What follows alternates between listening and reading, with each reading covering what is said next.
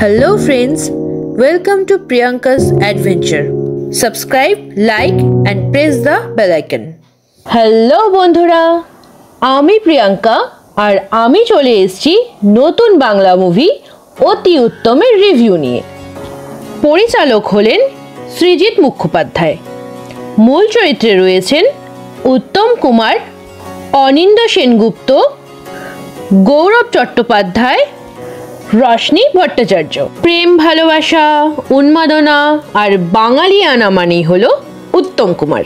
হিসেব করে দেখলে প্রায় ৪৪ বছর পর বড় পর্দায় আমরা মহানায়ককে দেখতে পাচ্ছি। প্রত্যাবর্তনের এই চমকটুকুই দর্শকদের টানার জন্য যথেষ্ট। এখন প্রশ্ন হলো, তিনি কিভাবে ফিরছেন?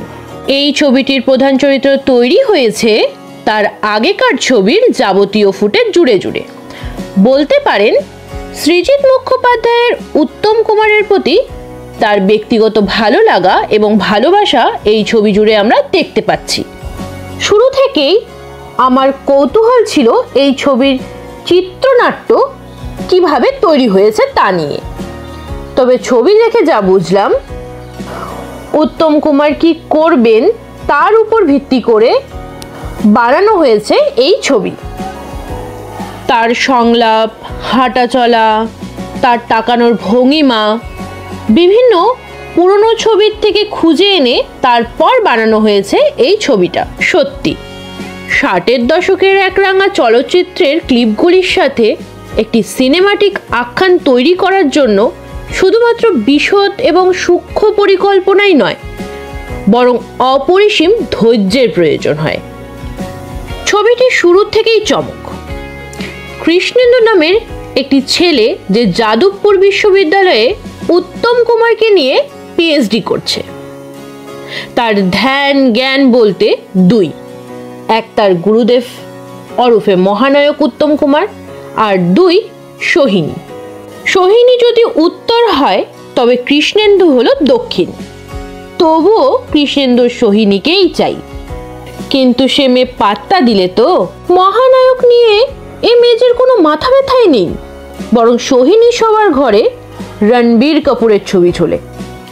আর এই ছেলেটির ধ্যান জ্ঞানে যে শুধু উত্তম কুমার, ফলে বোঝাই যাচ্ছে এই ছেলের পক্ষে মেয়েটির নাগাল পাওয়া ভীষণ শক্ত। অতঃপর কৃষ্ণেন্দুর গুরুর থেকেই প্রেমের পরামর্শ নেয়। কৃষ্ণেন্দু প্ল্যানচেট করে রোম্যান্টিক হিরো তথা তার গুরু উত্তম কুমারকে নামিয়ে আনে। তবে বলে রাখা ভালো যে মহানায়কের নাতি গৌরব চট্টোপাধ্যায় অভিনয় করেছেন, যিনি এই মুভিতেও একই চরিত্রে রয়েছেন।